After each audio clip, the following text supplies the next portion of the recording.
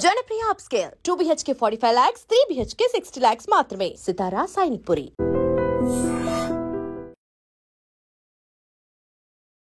Sir, Guinness book of world record లాంటిది కూడా మీరు సాధించారు. ఎంతవరకు వచ్చింది 15 సినిమాల సంగతి? 10 రోజుల్లో 15 రోజుల్లో మన అన్ని కాపీలు వస్తాయండి. మరి దాన్ని ఎప్పుడు కనుక్కున్నారు అసలు? మనం 15 సినిమాలు స్టార్ట్ చేసాం, వాటిని ఫినిష్ చేస్తున్నాం.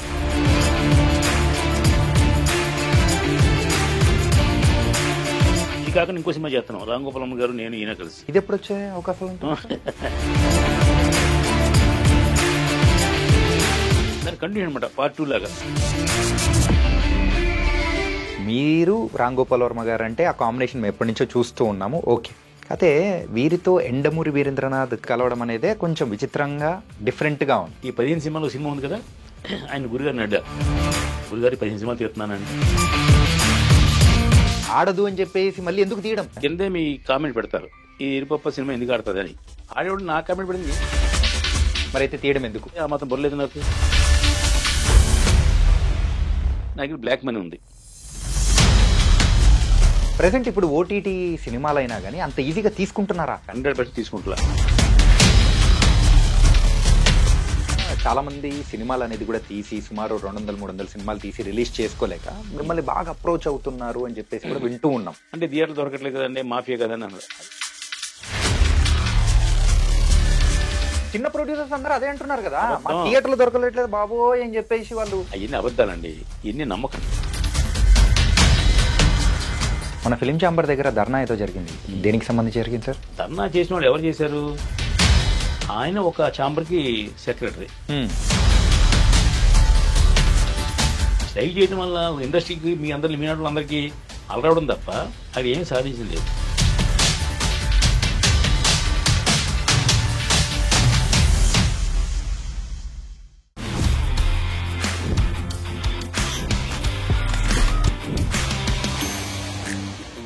Hi guys, welcome to I dream. నేను మీ చాణక్య. మన తెలుగు ఇండస్ట్రీలోనే ఒక ప్రొడ్యూసర్కి ఒక రేర్ ఫీట్ అనేది కూడా ఉంది. ఇప్పటి వరకు ప్రపంచంలోనే ఏ ఒక్క ప్రొడ్యూసర్కి కూడా సాధ్యం కాదు. ఏంటంటే ఒకే రోజు 15 సినిమాలు మరి ఓపెన్ చేసిన సందర్భం. మరి అయితే ఇదంతా రేర్ ఫీట్, అంతా బాగానే ఉంది. కానీ ఆ 15 సినిమాలకు సంబంధించి ఆ పనులు ఎంతవరకు వచ్చాయి? ఎన్ని రిలీజ్ అవుతాయా అవ్వవా? ఇలా బోల్డ్ అనే విషయాలు ఇండస్ట్రీలో జరుగుతూ ఉన్నాయి. ఇంకా బోల్డ్ అనే విషయాలు అనేది కూడా ఆయనతో మాట్లాడతాం. ఆయన ఎవరో కాదు, మరి రికార్డ్ హోల్డర్ ప్రొడ్యూసర్ అయిన మరి రామ్ సత్యనారాయణ గారు ఇప్పుడు మనతో పాటున్నారు. మరి సార్తో మాట్లాడతాం. Hi sir. నమస్తే సార్. నమస్తే అండి. Sir, Guinness book of world record లాంటిది కూడా మీరు సాధించారు. ఏంటి సార్, ఒకటే రోజు 15 సినిమాలు, ఎంతవరకు వచ్చింది 15 సినిమాల సంగతి? మనం ఆగస్టు 15 స్టార్ట్ చేసామండి. వెనక మొన్న అక్టోబర్ 15 వెళ్ళింది కదా, అంటే 2 months. ఈ 2 monthsలో 4 సినిమాలు షూటింగ్లు జరిగినాయి. ఈ 4 సినిమాలు కూడా ఇంచుమించుగా పోస్ట్ ప్రొడక్షన్లో ఉన్నాయి. అంటే ఒక 10 రోజుల్లో 15 రోజుల్లో మన అన్ని కాపీలు వస్తాయండి ఆ 4 సినిమాలు. ఈ 4 సినిమాలు ట్రావెలింగ్లో మిగతా ఇంకోటి 2 సినిమాలు అదనంగా పెరుగుతున్నాయి. అంటే కొన్ని సినిమాలు ఈ 15 సినిమాల్లో లేని సినిమాలు తర్వాత స్టార్ట్ అయ్యి, అలా 15 సినిమాల్లో ఉన్న సినిమా 2 సినిమాలు వెనక్కి వెళ్ళి. ఎందుకు వెనక్కి వెళ్ళి అంటే, ఇప్పుడు కార్తీక్ అని ఒక అబ్బాయి అన్నాడు, అతను మంచి డైరెక్టర్, చాలా ఆర్జీ దగ్గర పనిచేశాడు. అంతకుముందు ఇల్లీగల్ అని ఒక వెబ్ సిరీస్ చేశాడు, మంచి టెక్నీషియన్ అతను. అతనికి ఒక అవకాశం ఇచ్చాం. డార్క్ డ్రీమ్స్ అనేది ఒక కథ చెప్పాడు నాకు, బాగుంది, అది చేద్దామండి అని అన్నీ స్టార్ట్ చేసాం.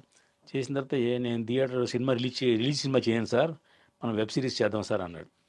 కాదయ్యా, మన రికార్డ్ ఏంటి, మనం థియేటర్లో రిలీజ్ చేయాలి, అట్లీస్ట్ సెన్సార్ చేయించాలి, అది ఆడతా నేను చూసుకుంటాను అంటే, కాదండి మన దాంట్లో కొంచెం బోల్డ్ కంటెంట్ ఉంటుంది, ఆ బోల్డ్ కంటెంట్ వెబ్ సిరీస్కి అయితేనే బాగుంటుంది తప్ప సినిమాలకి అయితే సెన్సార్ కట్టేస్తారండి, అందువల్ల కాదండి నా మాట ఏనండి అంటున్నాడు. సరే, నువ్వు నా మాట ఏంటలే, నేను ఈ మాట ఏంటలే కదా, కొన్నాళ్ళు ట్రావెల్ అవుదాం, నీకు మారితే నువ్వు నా దగ్గర, నేను మారితే నీ దగ్గరికి వస్తాను అని చెప్పి అతను అలా హోల్డ్ చేసి ఉంచాం. అలాగే ఒక 2 సినిమాలు వెనక్కి ముందుకు వెళ్తున్నాయి. మిగతా సినిమాలు 4 సినిమాలు స్టార్ట్ అయినాయండి. 4 సినిమాలు ఫినిషింగ్ స్టేజ్లో ఉన్నాయి. దాంట్లో నెంబర్ 1 ఏంటంటే మహానాగా. ఉదయ్ భాస్కర్ గారని మంచి డైరెక్టరు, గతంలో వాసు విజేత, మనతో పసివాడి ప్రాణం, అలా చాలా సినిమాలు చేశాడు. అమ్మకు ప్రేమతో నాకు 5-6 సినిమాలు చేశాడు. అతను నాకు బాగా క్లోజ్ ఫ్రెండ్. అతను ఈ 15 సినిమాలు ఉన్నాడు. అతను ఒక సినిమా టైటిల్ పెట్టి అనౌన్స్ చేశాడు. అయితే టాపర్ అని పెట్టాడు టైటిల్ అతను. ఆ కథ రెడీ చేసిన తర్వాత, ఓపెనింగ్ అయిన తర్వాత ఈ ఒక సినిమా రిలీజ్ అయింది. సినిమా మొన్న యానిమేషన్ సినిమా ఒకటి, మహానరసింహ, మహావతారం నరసింహ. అది చూసిన తర్వాత బావా మనం అలాంటి సినిమా ఎందుకు చేయకూడదు మనం, ఈ టాపర్ అనే సినిమా నెక్స్ట్ చేస్తాను, ఒక సినిమా చేసి వెళ్ళిపో కదా, ఇంకో కథ చెప్తానని చెప్పి ఆ కథ చెప్పాడు. అదేంటంటే ఒక విలేజ్ బ్యాక్ డ్రాప్లో ఒక పాము సెంటిమెంట్ సినిమా. ఓకే. అది కథ సరే బాగా కథ బాగుంది, అతను డైరెక్టర్ కూడా వర్త్ఫుల్ డైరెక్టర్ అతను, అందులో ఓకే చేద్దాం అన్నాం.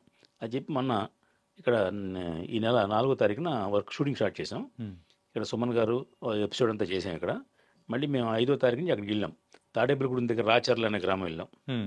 అక్కడ స్థానిక ఎమ్మెల్యే గారితో క్లాప్ కొట్టించి అంబికా కృష్ణ గారు మాకు స్క్రిప్ట్ అని చేసి సినిమా షూటింగ్ స్టార్ట్ చేసాం. సుమారుగా 15 రోజులు నిర్విరామంగా చేసాం అక్కడ. ఓకే. ఆ 15 రోజులు 4 సాంగ్లు చేసాం. ఒక కొత్త హీరో, కొత్త హీరోయిన్.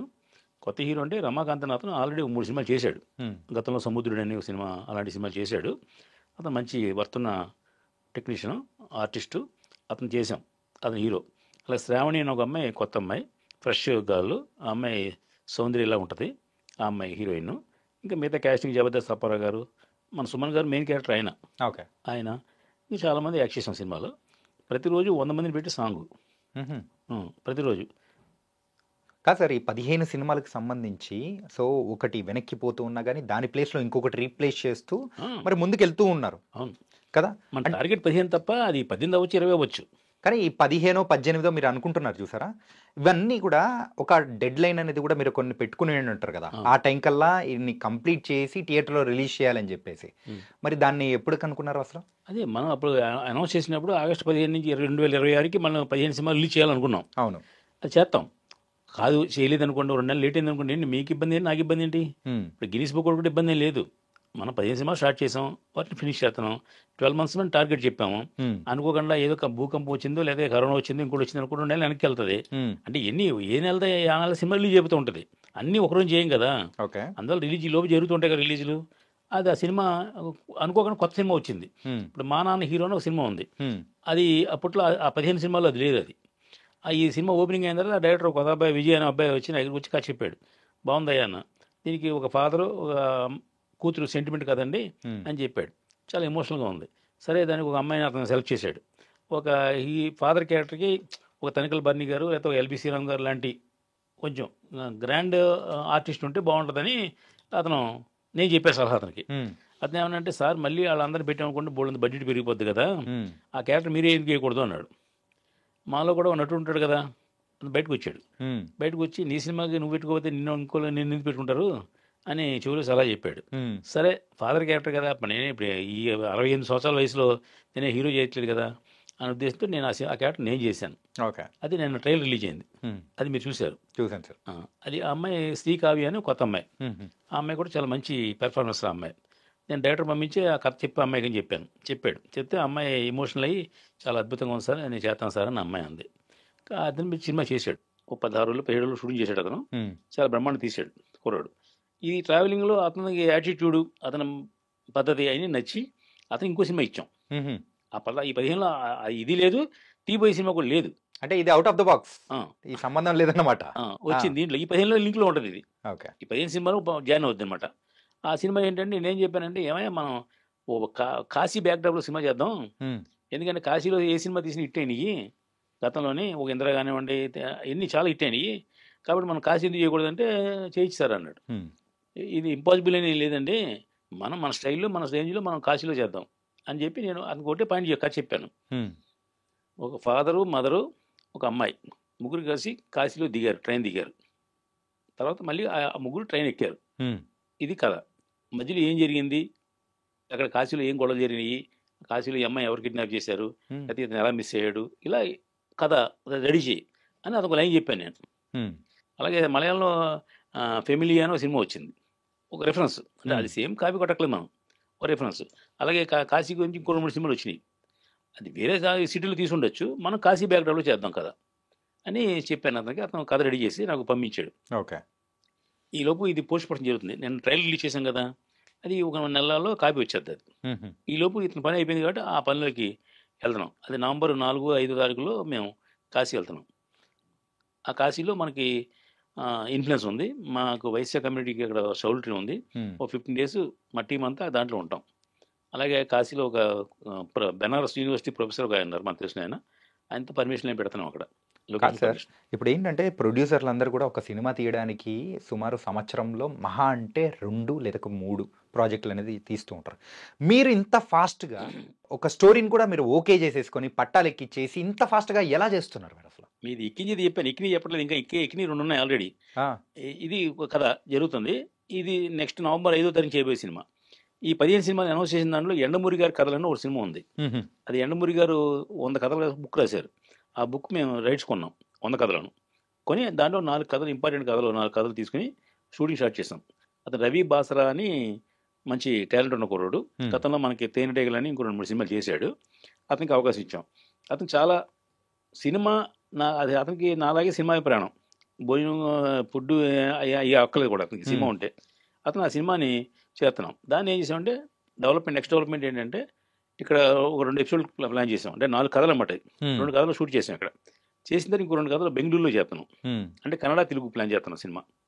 ఆ కన్నడలో మా ఫ్రెండ్ నాగేశ్వరరావు గారు ఆయన ఉన్నాడు. ఆయన ఏమన్నాడు, సార్ నేను మీతో కలిసి చేస్తాను సార్ అని. కలిసి జాయింట్లో అయ్యి వద్దండి, కన్నడ మీది తెలుగు నాది, మనం సినిమా చేస్తాం. అతను అక్కడ కన్నడ లోకల్గా ఉంటాడు కాబట్టి అతనికి హెల్ప్ అవుతుంది ఉద్దేశంతో ఆ షూటింగ్ 2 ఎపిసోడ్లు అక్కడ పెట్టాం. అక్కడ లోకల్ ఆర్టిస్టులు, కన్నడ టెక్నీషియన్లు అందరినీ వాడాం. అది చేస్తున్నాం అక్కడ. దీంట్లో ఇది కథకు అంతా లింక్ మళ్ళీ ఎండమూరి గారే. ఎండమూరి గారి దగ్గరికి నేను డైరెక్టర్గా, రైటర్గా ఆయన దగ్గరికి వెళ్ళటం, ఆ కథ చెప్పడం, ఆయన పలానా కథ బాగుందని చెప్పడం, ఆ కథను మనకి విజువలైజేషన్. ఓకే. అలా ఒక వేదం అనే సినిమా వచ్చింది గుర్తుంది మీకు? అవును. ఆ స్టైల్లో 4 కథలతో ఒక ఎండమూరి గారి కథలు. సినిమా టైటిల్ ఎండమూరి గారి కథలు. ఎండమూరి గారు గ్రేట్ రైటర్, మనందరూ తెలిసిన రైటర్ కదా, ఎన్నో సూపర్ హిట్ ఇచ్చారు. ఆయన మాకు గాడ్ ఫాదర్ అంటే ఆయన నాకు చాలా ఇష్టం. అంటే నాకు చాలా ఇష్టం, అందరూ ఇష్టమే నాకు. నేను ఇష్టపడాలి కదా, అలా నన్ను ఇష్టపడే వ్యక్తి మా ఎండమూరి వీరేంద్ర. ఆయనతో గతంలో అతడు ఆమె పీరియడ్ సినిమా చేసాం, సునీల్ వీళ్ళందరూ హీరోగా. ఇప్పుడు ఈ సినిమా స్టార్ట్ చేసాం. ఇది కాకుండా ఇంకో సినిమా చేస్తున్నాం, రామ్ గోపాలం గారు నేను ఈయన కలిసి. ఓకే. రామ్ గోపాలం గారు డైరెక్టరు, ఈయన రైటరు, నేను ప్రొడ్యూసర్ని. ఇది ఎప్పుడు వచ్చే అవకాశాలు ఆల్రెడీ అనౌన్స్ చేసాం కూడా సినిమా. తులసి తీర్థం సినిమా పేరు. తులసి తీర్థం, అది రామ్ గోపాల్ వర్మ గారితో. తులసి దళం అని ఒక సినిమా అనుకున్నాం ముందు. తులసి దళం సినిమా ఆయన ఆల్రెడీ వేరే జీటీ వాళ్ళకి అమ్మేశారు ఆ రైట్స్, ఆ book rights. Tulasi Dalam famous right, ఆయన ఫేమస్ నవల్ అది, అది అమ్మేశారు. అప్పుడు తులసి తీర్థం దాని కంటిన్యూ అనమాట, పార్ట్ 2 లాగా. బాహుబలి 1, 2 లాగా తులసి దళం తర్వాత తులసి తీర్థం. టైటిల్ కూడా రామ్ గోపాల్ గారు పెట్టారు, ఎండమూరి గారు కథ రాశారు. అది ఓపెనింగ్ చేసిన సినిమా. అది ఏదో కారణం లేట్ అయింది కొంచెం, ఇప్పుడు అది ట్రాక్ ఎక్కుతుంది మళ్ళీ. ఓకే, అది చేస్తున్నాం. ఫస్ట్ టైం నేను సినిమా రైట్స్ కొని తీసింది అదే తులసి తీర్థమే. రామ్ గోపాలం గారు ఫోన్ చేసినాక, ఏమైనా నీకు ఎండమూరి గారు బాగా ఇది కదా, అంటే నాకు బాగా చేశాను కూడా దాని గురించి కదా, నీకు బాగా క్లోజ్ కాబట్టి నువ్వు పలానా తులసి దళం నవలు కొనుక్కురా, మనం అన్ని లాంగ్వేజ్ తీద్దాం అన్నాడు ఆయన. వెళ్ళాము, కొన్నాం. ఆయన ఏమన్నా అంటే, రామ్ గోపాలం గారు మన కథని తీసుకుంటారు లేవే, ఆయన కథ సినిమాలో కథ అక్కలేదు ఆయనకి అన్నాడు. అలా కాదు సార్, ఆయనే అడగమన్నారు సార్ అంటే, ఇద్దరికి మీటింగ్ చేసి బ్రహ్మాండంగా కథ చెప్పాడు ఈయన, అది అద్భుతంగా ఉంది సార్, ఇదే చేద్దాం సార్ అన్నాడు. అది రెడీ చేసాం.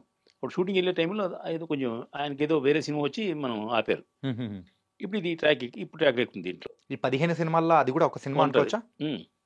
ఉంది. అంటే ఇప్పుడు 15 కాదు 20 చేస్తున్నాం ప్లానింగ్ అండి. మనం 15 అనౌన్స్ చేసాం కానీ ముందు ఏమొస్తాయి 15 నెంబర్లు వేస్తాం. ఓకే. మన తర్వాత 16, 17, 18.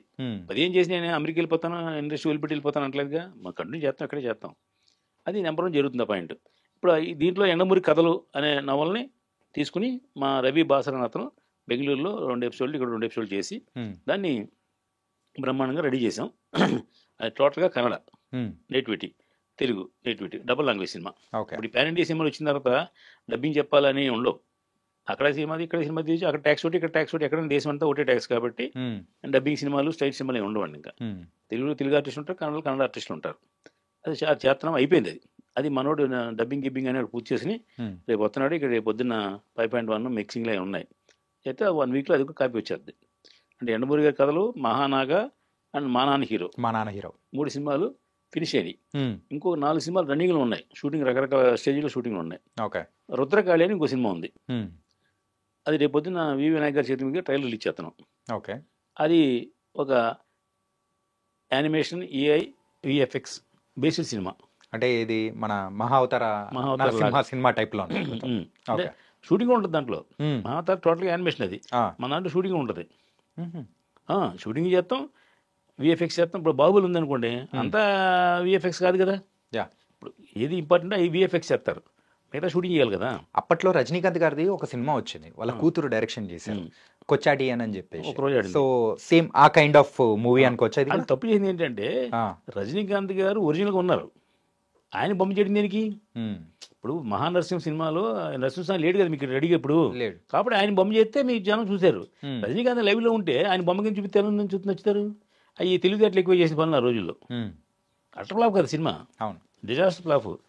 రజనీకాంత్ మామూలుగా ఒక యాక్ట్ చేస్తే సూపర్ హిట్ సినిమాలు అయ్యి, వీళ్ళు మళ్ళీ బోల్డ్ దాన్ని ఖర్చు పెట్టి అవి చేసి చేసి యానిమేషన్ చేశారు. సరే వాళ్ళ గురించి మనకు అనవసరం అనుకోండి. ఇప్పుడు మనం అలా అన్ని మిక్సెస్ చేస్తున్నాం. ఇప్పుడు ఒక 1000 గుర్రాలు కావాలి, ఇప్పుడు 1000 గుర్రాలు మనం పెట్టలేం కదా, అది విఎఫ్ఎక్స్లో చేస్తాం. లేదా ఇంకొక ఏదో పెద్ద గ్రాఫిక్స్ షాట్ కావాలి, అది యానిమేషన్లో చేస్తాం. లేదా ఇంకొక షాట్ కావాలి, ఏఐలో చేస్తాం. అలాగా అన్ని మిక్స్ చేసి సినిమా చేస్తాం. ఓకే. ఇప్పుడు ఏకి విఎఫ్ఎక్స్ యానిమేషన్ ఖర్చు పెట్టగలిగిన సీన్లు ఉంటాయి. ఇప్పుడు పోలీస్ స్టేషన్లో దొంగను పోలీసు పట్టుకున్నాడు, నాకు ఎందుకు ఎఫెక్ట్, రెడీగా ఉంది కదా, 10 నిమిషాలు అయిపోయి పని అది. దాన్ని మనం ఎందుకు చేయడం? మీరు ఇంపాసిబుల్ అని ఆ ఎఫెక్ట్లో చేయాలి. నరసింహస్వామి కనపడ్డాము, దొరకడానికి ఇప్పుడు లేడు కదా నరసింహస్వామి, లేడు, ఎలా ఉంటాడు మీరు ఊహించుకుంటే కదా. అది మీరు చేసిన అర్థం ఉంది. ఏదో ఒక అమ్మాయిని వాళ్ళ అమ్మని నడిచి వెళ్తున్నారు, అది ఎందుకు యానిమేషను? అవసరం లేదు. అది అలాగా మనకి ఏది అవసరమో, ఏది ఎక్కువ ఖర్చు అవుతుంది, ఏది తక్కువ ఖర్చు అవుతుంది చూసి మేము లెక్కలేసి అలా చేసాం. అది ఆ సినిమా రుద్రకాడి సినిమా పేరు. దానికి హర్ష అని ఒక అబ్బాయి, అతను ఆల్రెడీ హర్ష అతను 2 సినిమాలు ఇచ్చాం ఇంతకుముందు. హనీ కిడ్స్ అని ఒక సినిమా, సెల్ఫీ అని ఒక సినిమా ఇచ్చాం. అవి 4-5 రోజులు 5 రోజులు షూటింగ్ చేశాడు. చేసి ట్రైలర్స్ కట్ చేసి రెడీగా ఉంచాం. ఈలోపు ఈ రుద్రకాడి టైటిల్ బాగుంది, కథ బాగుంది, చేయబోయా అని అడిగి చెప్తే అతను తయారు చేశాడు. అది రేపు పొద్దున్న రిలీజ్ చేస్తున్నాం.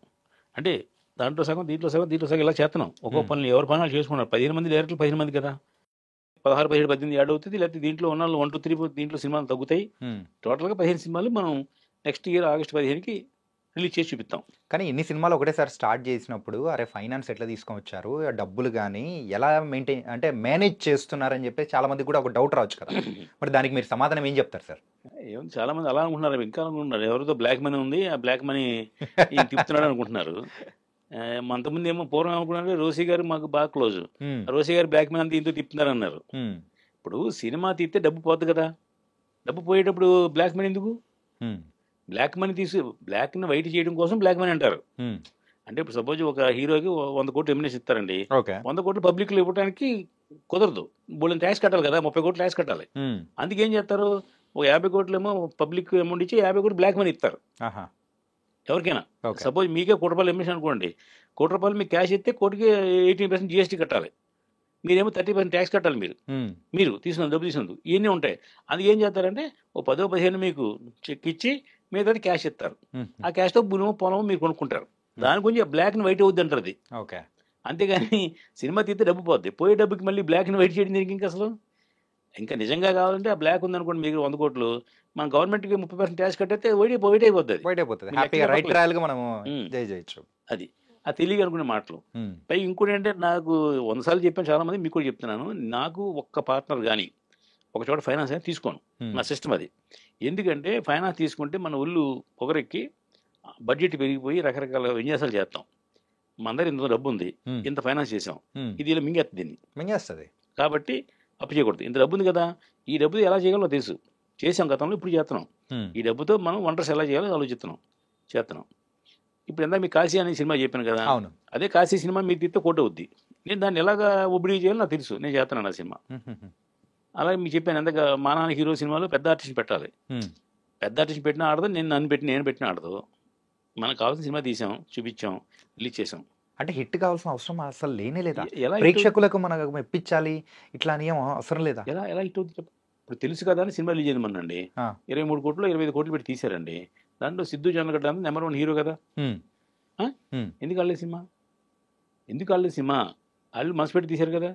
నేను ఇంకో సినిమా రిలీజ్ అయింది, కమిటీ కూరలో ఉండే పేరేంటిది, మిత్రమండలి. మరి ఆ సినిమా ఎందుకు ఆడలేదు? దాని బన్నీవాసు లాంటి వాళ్ళు దానికి సపోర్ట్ చేశారు, బోర్డు ప్రమోట్ చేశారు, బోర్డు చేశారు కదా, ఎందుకు ఆడలేదు? కానీ అంటే మీరు రిలీజ్ అవ్వకముందే మీ సినిమా దాని గురించి అరే ఇది ఆడదు అని చెప్పేసి మళ్ళీ ఎందుకు తీయడం? ఎందుకు తీయడం తర్వాత చెప్తాను. ఆడదు అని కాదు, నేను చెప్తాను మీకు. 10 సినిమా అంటే అదిరిపోయింది, 100 రోజులు ఆడతాను చెప్తాను మీకు. నేను కిందే మీ కామెంట్ పెడతారు, ఈ ఇరుపప్ప సినిమా ఎందుకు ఆడుతుంది అని. ఆడేవాడు నా కామెంట్ పెడితే నేనే చెప్తాను కదా ఆడదని. ఇప్పుడు నేను ఎనలైజర్ని, ఏ సినిమా ఆడుతుంది ఏ సినిమా ఆడదో మీలాంటి వాడికి ఛానల్స్ 100 ఛానల్స్ నేను రివ్యూలు ఎత్తుంటాం కదా, మరి నా సినిమా ఆడుతుంది ఆ మాత్రం బొరలేదు నాకు. ఇప్పుడు థియేటర్ ప్రేక్షకుడు వస్తున్నాడు, అసలు వస్తున్నాడు ప్రేక్షకుడు. నేను మేము బేవర్ వెళ్ళాం, తాడిపల్లి షూటింగ్ చేసాం 20 రోజులు. ఆ షూటింగ్ చేసినప్పుడు థియేటర్కి వెళ్తే అసలు పాత థియేటర్లన్నీ మూసేశారు, కట్టేశారు, క్లోజ్ చేశారు. ఏదో 1-2 మల్టీప్లెక్స్ రన్ అవుతున్నాయి. కృష్ణ బాలాజీ థియేటర్ అని మా తాడిపల్లి రైల్వే స్టేషన్ ఎదురుగా ఉంది, నెంబర్ 1 థియేటర్, అది మూసేశారు. ప్రభాత్ థియేటర్ ఉండేది మూసేశారు. జయలక్ష్మి థియేటర్ ఉంది, కొట్టు మినిస్టర్ గారు కొట్టు సత్యనారాయణ గారు మినిస్టర్ గారు ఆయన థియేటర్ మూసేశారు, కళ్యాణం చేసేశారు.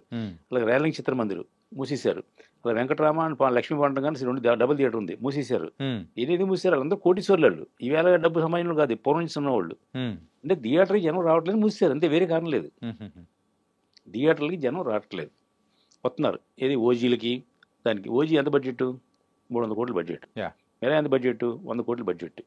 అంటే ఒక మెరాయి ఒక ఓజీ లాంటి సినిమాలు చూస్తున్నారు తప్ప చిన్న సినిమా కొత్త వాళ్ళతో పెట్టిన సినిమా కానీ మిడిల్ రేంజ్ సినిమా కానీ జనం చూట్ల. ఎక్కడో పొరపాటున లిటిల్ హార్ట్స్ హిట్ అయింది. లిటిల్ హార్ట్స్ సినిమా 2,60,00,000 పెట్టి తీశారు. అది ఈటీవీ వాళ్ళకి సినిమా. అది వాళ్ళు బన్నీవాసు వాళ్ళు ఆ సినిమా చూసి ఇది సినిమా మేము రిలీజ్ చేస్తాం సార్, రిలీజ్ చేసుకుంటామంటే వాళ్ళు ఒప్పుకోలేదు ఈటీవీ వాళ్ళు. అప్పుడు ఏం చేయాలంటే వీళ్ళు ఈటీవీ వాళ్ళ దగ్గర ఒక అండర్స్టాండింగ్ వచ్చి రిలీజ్ చేస్తే ఖర్చు డబ్బు అంతా మేము పెట్టుకుంటాం, వచ్చిన డబ్బు ఇద్దరు పంచుకుందామని నిర్ణయానికి వచ్చి తీశారు, రిలీజ్ చేశారు సినిమా. అది ఓన్లీ ఈటీవీ విన్ కోసం తీసిన సినిమా, థియేటర్ రిలీజ్ చేసే కోసం కాదు తీసిన సినిమా. అది రిలీజ్ అయింది, హిట్ అయింది. అలా అది హిట్ అయింది కదా, మరి ఇది ఎందుకు హిట్ అవ్వలేదు? మిత్రమండలి ఎందుకు హిట్ అవ్వలేదు? మరి అది కూడా వాళ్ళు ఈ మిత్రమండలి సినిమా కూడా ఈ బన్నీ వసాలు తీసింది కాదు, ఎవరైనా మీలాంటి వాళ్ళు తీస్తే సినిమా బాగుందని వాళ్ళు ప్రమోట్ చేస్తున్నారు. ఇవన్నీ ఏంటంటే మీకు మీ ద్వారా ఒక క్వశ్చన్ అడుగుతాను, మీరు సీనియర్ కదా, మీకు చాలా కాలం ఇండస్ట్రీలో ఉన్నారు కదా. భారతదేశంలో తెలుగు ఫిల్మ్ ఇండస్ట్రీలో ₹1 కోటి లోపు తీసిన సినిమా ఆడినా సేఫ్ అయినా ఒక 2-3 సినిమాలు చెప్పండి. ఒక సంవత్సరం కాదు, 2020, 2021, 2022, 2023, 2024, 2025 ఈ 5 సంవత్సరాలు మీకు ఛాన్స్ ఇస్తున్నాను. 5 సంవత్సరాల్లో సంవత్సరానికి ఒక సినిమా చెప్పండి, 5 సినిమాలు చెప్పండి. ఇప్పుడు చెప్పలేరు, మీరు నెలకి చెప్పండి, 10 రోజులకి చెప్పండి, లేకపోతే కింద కామెంట్ పెట్టండి. 2020 నుంచి 2025 వరకు తీసిన ₹1 కోటి లోపు బడ్జెట్లో తీసిన సినిమా ఏది ఆడలేదు. నా సినిమా ఏది కూడా ₹1 కోటి పైన బడ్జెట్ కాదు, అదన్నీ ₹1 కోటి లోపు సినిమాలే. నా సినిమా ఎందుకు ఆడుతుంది? బయటోడి సినిమాలు ₹1 కోటి సినిమాలు ఆడినప్పుడు నా సినిమా ఎందుకు ఆడుతుంది? కాబట్టి నా అంతా నేనే వాలంటరీ చెప్తున్నాను ఆడదు అని. మరి ఆడదు అన్నప్పుడు తీయడం ఎందుకు అని అన్నారు అనుకోండి, అనమండి, మీరు అన్నాను పోనీ మీరు చెప్తాను సమాధానం. నేనే అంటున్నా, చెప్పండి. ఇప్పుడు ఆడెవడో కామెంట్ పెడితే మీరే పెట్టండి కామెంట్. ఆడదు అని మీరే అంటున్నారు, మరి అయితే తీయడం ఎందుకు? మరి మీ సినిమా ఎందుకు కాలేదు? మీరు ఆడుతుంది అని తీశారు కదా. అంటే ఫర్ ఎగ్జాంపుల్ మిత్రమండలి కాదు, అవన్నీ కామెంట్ చేయొద్దు, ఆడుతుంది అని తీసిన సినిమాలు 3 ఉన్నాయి కదా. అవును, కింద వారు రిలీజ్ సినిమా 10 ఉన్నాయండి. ఆ 10 సినిమాలు ఎందుకు కాలేదు? అవన్నీ ఆడతాయని తీశారుగా, మీ దేవుడు కొబ్బరి కొట్టి దండాలు పెట్టి మొక్కుకుని పబ్లిసిటీ చేసి ప్రమోషన్ చేసి చేశారు కదా, ఎందుకు ఆడలేదు? మీరు ఎందుకు కాలేదు? మీ సినిమా ఎందుకు కాలేదు? మీకు తెలియక ఆడుతుంది ఏమో అని అనుకున్నారు, నాకు క్లియర్గా తెలిసి ఆడదు అని అనుకుంటున్నా. ఎవరు ఫైనల్గా ఏం జరిగింది? నేను చెప్పింది జరిగింది కదా. కాబట్టి ఎందుకు చెప్తున్నాను అడిగారు, క్వశ్చన్ అడిగారు కదా. నాకు బ్లాక్ మనీ ఉంది అందరూ అడిగారు, మీరు చెప్పారు. అదే మీరు చెప్పాలి, అంటే బయట వాళ్ళు అనుకుంటున్నారు అని చెప్పేసి అన్నారు. బయట వాళ్ళు మీరు అనుకోండి, మీరు అడగండి బ్లాక్ మనీ ఉందా అడగండి. బ్లాక్ మనీ ఉంది అనుకోండి, ఉందా? బ్లాక్ మనీ ఉంటే దాన్ని వైట్ చేయడం కోసం, బ్లాక్ మనీ ఉంది దాన్ని వైట్ చేయడం కోసం సినిమాలు చేస్తాను అనుకోండి, మరి బయట అవ్వదు కదా డబ్బులు రానప్పుడు. అదే మీరు దాని గురించి ఆన్సర్ చెప్పేశారు కదా. చెప్పేశాను కదా, అయిపోయింది. అందువల్ల నాకు ఫ్యాషన్ ఉంది. కొంతమంది సాయంత్రం అయ్యేవాడికి మందు ఎత్తారు, కొంతమంది సాయంత్రం అయ్యేవాడికి బ్యాంక్ వెళ్ళడం చూస్తారు, లేదా సాయంత్రం అయ్యేవాడికి ఇంకో పని చూస్తారు కదా. నేను ఓన్లీ సినిమా చూస్తా, నాకు సినిమా ప్రాణం, సినిమా అంటే నాకు ఇష్టం. కాబట్టి ఎలా ఆడాలో నేను ప్రయత్నం చేయట్లా, మనం ఎలా అడగపోయినా మనం ఎలా సేఫ్ అవ్వాలని ప్రయత్నం చేస్తున్నాను. అది లాజిక్. అంటే ఇప్పుడు మీరు తీసే ఈ సినిమాలు అన్ని దానిలోంచి మీరు సేఫ్ అవుతారని చెప్పేసి మీరు అనుకుంటున్నారా? 200%. స్ట్రాటజీ ఏంటి అసలు చెప్తా, దానికి డబ్బు ఇస్తే చెప్తా మీకు. డబ్బు ఇస్తే అంటే కెమెరా ఉంది కదా. నేను వయసుని పుట్టుకతో, అంటే వయసు అంటే వ్యాపారం కోసం వ్యాపారస్తుని నేను సినిమా తీసేది నాకు వేరే పిచ్చేం లేదు. నాకు నేను ఖచ్చితంగా సినిమా తీయటం అనేది నాకు సరదా. సినిమా తీసంలో మనం ఒక ₹100 ఎలా సంపాదించాలి, కోట్లు సంపాదించక్కల. ఈ సినిమా ఫ్లాప్ అవుద్ది నాకు 100% తెలుసు క్లియర్గా. ఫ్లాప్ అయినా సరే మనం ఎలా రిలీజ్ చేయాలి, ఎలా డబ్బు రాబట్టాలి. సార్ మీరు తీసే సినిమాలు అన్ని దానిలలో కూడా సో దాని నుంచి డబ్బులు ఎలా రాబట్టాలి అనేది కూడా మీరు ఒక బిజినెస్ అనేది చేస్తున్నారు. ఓకే, మీరు అంటే ఆడదు అని అనుకున్నదే ఆడింది అనుకోండి, అప్పుడు మీరేం అనుకుంటారు? ఇంపాసిబుల్ చెప్తాను, ఎలా ఆడుతుంది ఏమో. అంటే ఇప్పుడు ప్రేక్షకులు కూడా, ప్రేక్షకుల మైండ్ సెట్ అనేది కూడా ఎప్పుడు ఏది నచ్చుతుందో తెలియదు కదా. స్కూల్ ఎగ్జామ్ రాశాను, ఫెయిల్ అవుతానని ఇంట్లో పిల్లలందరికీ చెప్పేశాను, ఫెయిల్ అవుతానని. పాస్ అయ్యాను, ఆనందపడతాను, గ్రేట్ అచీవ్మెంట్గా ఫీల్ అవుతాను నేను. అంటే మనం తీసి సినిమా కూడా ఆడుతుందా అని అవుతాను. అయితే ఈ 15 సినిమాల్లో భారతదేశంలో చెప్పాను ఎంతగా సక్సెస్ రేటింగ్ 10% ఉందండి. నా 15 సినిమాల్లో 1-2 సినిమాలు ఆడతాయి, అంటే హిట్ అవుతాయి. అంటే ఈ మిగతా ఫ్లాప్ అయితే ఫ్లాప్ అయినా బయలులేదు మనకి. ఫ్లాప్ అయినా కూడా సర్దుకునేంత అడ్జస్ట్మెంట్లో చేసుకుంటున్నాం. ఒకటి సపోజ్ మహానాగా అనే సినిమా చెప్పాను కదా అందాక, ఇది సరదా డిస్కషన్ కాదు, నిజంగా సీరియస్ డిస్కషనే. మహానాగా అనే సినిమా డైరెక్టర్ మనసు పెట్టి ప్రాణం పెట్టి కష్టపడి సినిమా తీశాడు. కథ ఉంది దాంట్లో, ఆర్టిస్టులు కొత్త వాళ్ళు ఆర్టిస్టులు కథ ఉంది. ఇది కొత్త వాళ్ళు ఆర్టిస్టులు అయినా థియేటర్ దాకా ఎలా తీసుకెళ్ళాలి, థియేటర్కి ప్రేక్షకుడు ఎలా నప్పించాలో నాకు తెలుసు. నేను చేస్తాను ఆ పనులేండి, పబ్లిసిటీ ప్రమోషన్ అన్నీ చేస్తాం. నేను సినిమాకి రూపాయి ఖర్చు పెడితే పబ్లిసిటీ రూపాయి ఖర్చు పెడతాం. నా లెక్క దాంట్లో ఉంటుంది కాబట్టి ఎంతో అంత జనం థియేటర్కి వెళ్తారు. వెళ్తే జనం నచ్చుద్ది గ్యారంటీగా. నచ్చలేదు నెక్స్ట్ ఓటీటీ ఉంది, అక్కడే చూపిస్తా, భయం లేదు. నేను డబ్బు ఎలాగ సంపాదిస్తాను, నా ఆ భయం లేదు మీకు అని చెప్పేసాను కదా. డబ్బు పోదు ఖచ్చితంగా. అట్లీస్ట్ ఈ మహానాగా ఈ 15 సినిమాలు ఆడేసి 2 సినిమాలు ఉంటాయని చెప్పాను కదా, దాంట్లో ఒకటి మహానాగా. ఎందుకు మహానాగా గురించి చెప్తున్నారంటే, ఎందుకు అడిగారు దెబ్బ ఏంటని అడిగారు కదా. షూటింగ్ చేసాం, ఆఖరి రోజున నా మీద మా డైరెక్టర్ గారు, నేను దాంట్లో చిన్న వేషం వేశాను, మాంత్రికుడు వేషం. అయితే నేను డైరెక్టర్ గారి కింద పడుకోబెట్టినాను, నా మీద కెమెరా పెట్టి తీస్తున్నాడు. ఇది దెబ్బకి అదే కదా కారణం. తక్కువ కెమెరా జారి పడిపోయింది దీంట్లో. కెమెరా జారి పడిపోవడం ఉండదు ఎక్కడ. కళ్ళు ఇలా తెరిచిన దేవుడికి చేశారు, షార్ట్ తీశారు. తీసిన తర్వాత అది ఏది ఉప్పుతుంటే పడిపోయింది, ముఖం అంతా పచ్చడి అయిపోయింది. అదే కానీ కళ్ళు మూసి ఉన్నాను కాబట్టి సరిపోయింది, కళ్ళు తెరిచి ఉంటే కానీ కళ్ళలో పడును. అయితే భగవంతుడు మన అందు ఉన్నాడు కాబట్టి కళ్ళు పోకటం వల్ల ఎందుకు అడిగారు 15 సినిమా తీస్తారా తీరని. నిజంగా కనుపోతే ఏం చేస్తాం, నేను తీద్దునా. కరోనా వచ్చింది మొన్న, లేకపోతే ఇంకో రావచ్చు, ఇంకేదో రావచ్చు. అలాంటి కాలం బట్టి వస్తే మనం ఏం చేయలేం. మన యాటిట్యూడ్ సినిమా తీద్దామని దానికి కావాల్సిన ఫండ్స్, దానికి వనరులు, వసతులు అన్నీ చేసుకున్నాం, గ్యారంటీ చేస్తాం. దానికి ఆ భయం లేదు. ఏదైనా అన్ఫార్చునేట్గా ఏదైనా జరిగి నేనే లేకపోతే ఇంకా చేయలేం కదా. ఎవరిని అడిగితే నేను ఎందుకు తీయలేదు అడగలేదు కదా. అప్పుడు నా ఆత్మ వచ్చి మిమ్మల్ని మీతో మాడుతూ ఉంటుంది. కాబట్టి మనం ఎందుకు తెద్దాం, ఎలా తెద్దాం నిర్ణయించుకున్నాం, దానికి ఒక పక్కా ప్లాన్ వేసుకున్నాం, తీస్తాం, దాని డౌట్ లేదు. ఆడదంటే ఇప్పుడు మీరు కామెంట్ చేయకపోయినా నేను ఎవడో కామెంట్ చేయకుండా నేనే చెప్తాను, ఆడపోవచ్చు. ఇప్పుడు ఓటీటీ విషయానికి అనేది మీరు లిఫ్ట్ చేశారు కదా, ఏంటంటే సినిమా థియేటర్లో ఆడకపోయినా కానీ ఓటీటీలో అయినా వేసి నేను ఎట్లా ఒకట డబ్బులు అనేది కూడా తెచ్చుకోగలుగుతా అని చెప్పేసి అని అన్నారు కదా. ప్రెసెంట్ ఇప్పుడు ఓటీటీ సినిమాలైనా కానీ అంత ఈజీగా తీసుకుంటున్నారా? ఏ సినిమానైనా కానీ 100% తీసుకుంటున్నా. ఎందుకంటే ఇదివరకు అమెజాన్, నెట్ఫ్లిక్స్ కొనేవారు, తర్వాత ఆహా కొనేవారు. ఇప్పుడు ఆహా వాళ్ళు కొంటలేదు. ఎందుకు కొంటలేదంటే వాళ్ళకి బడ్జెట్ పెరిగిపోయి వాళ్ళు కొంటలేదు. వాళ్ళు ఏం చేస్తారు, ఇప్పుడు షేరింగ్ పెడుతున్నారు. షేరింగ్ పెడితే ఏంటంటే మన సినిమా వాళ్ళకి ఫ్రీగా ఇస్తే వాళ్ళు జనం చూస్తే దాంట్లో గంటకి 4 రూపాయలు చెప్పని మనకి ఇస్తారు. ఇది పెట్టారు వాళ్ళు. ఈ కాకుండా అమెజాన్, నెట్ఫ్లిక్స్, ఆహాలు కాకుండా ఇంకా వేరే చాలా ఉన్నాయి. ఇప్పుడు ఈటీవీ విన్ అని పెట్టారు. అవును, ఈటీవీ వాళ్ళు ఎప్పుడు కూడా చాలా దూరదృష్టితో ఆలోచిస్తారు. అది కార్పొరేట్ కంపెనీ కదా, చాలా దూరదృష్టితో ఆలోచిస్తారు. వాళ్ళు 2 కోట్లు 2.5 కోట్లు బడ్జెట్ ఇస్తున్నారు ప్రొడ్యూసర్లకి, కథ నచ్చితే. నేను మొన్న ఆ ఈటీవీ చైర్మన్ గారి దగ్గరికి వెళ్ళా, బాబిరెడ్డి గారి దగ్గరికి. మా డైరెక్టర్ యాల్ నరసరావు గారు నాకు చాలా మంచి మిత్రుడైన మా సలహాదారులు, ఆయనకి బాగా పరిచయం, నాకు కూడా పరిచయం ఉందండి. వెళ్తే ఏం చెప్పారంటే, సార్ ఇలా 15 సినిమాలు స్టార్ట్ చేశా, 15 సినిమాలు మీరు ఈటీవీ విన్నికి తీసుకుంటానికి అవకాశం ఉందా అని అడిగారు. ఆయన ఏం చెప్పారంటే, సార్ ఇది జనానికి తెలియదు కొంచెం చెప్తున్నా, ఈటీవీ విన్లో ఏ సినిమా అయితే ఆ సినిమా కొనం, ఏ సినిమా అయితే ఆ సినిమా తీయం. మీరు మాకు ఒక అజయ్ శాంతి గారిని ఇలా ఒక 10 మంది కమిటీ ఉంది, ఆ కమిటీ వాళ్ళకి ముందు మీరు కథ ఇవ్వాలి. ఆ కథ ఈయనకి నచ్చితే ఆయన పంపిస్తాడు, ఆయన నచ్చితే ఈయన పంపిస్తాడు, ఈయన నచ్చితే ఆయన పంపిస్తాడు. ఇలా 5-6 టేబుల్స్ మారుతుంది. ఫైనల్గా కథ నచ్చిన తర్వాత మీకు మేము పిలిపిస్తాం, మేము ఈ బడ్జెట్ ఇస్తాం, ఈ క్యాస్టింగ్ ఇస్తాం, ఇలా చేయండి అని చెప్తాం. ఇలాగ చేసిన ఈ సినిమాలు చాలా తక్కువగా ఉన్నాయి. ఎందుకంటే మాకు 100 కథలు వస్తాయి రోజు. 100 కథల్లో మేము 1-2 సెలెక్ట్ చేస్తాం, అయితే 98 ఇక్కడే డిస్కస్ చేస్తాం. మీరేమో సంవత్సరంలో తీసేస్తాం 15 సినిమాని అనౌన్స్ చేశారు. ఇప్పుడు నా కథ ఎత్తే మీరు ఆ కథ ఓకే అవడానికి సంవత్సరం పడుతుంది, మరి అప్పటిదాకా ఆగలరా మీరు అని అడిగారు. ఆగలేం, అవుతాం, పక్క పెట్టండి. యాక్షన్ 2 ఏంటి సార్ అని అడిగారు.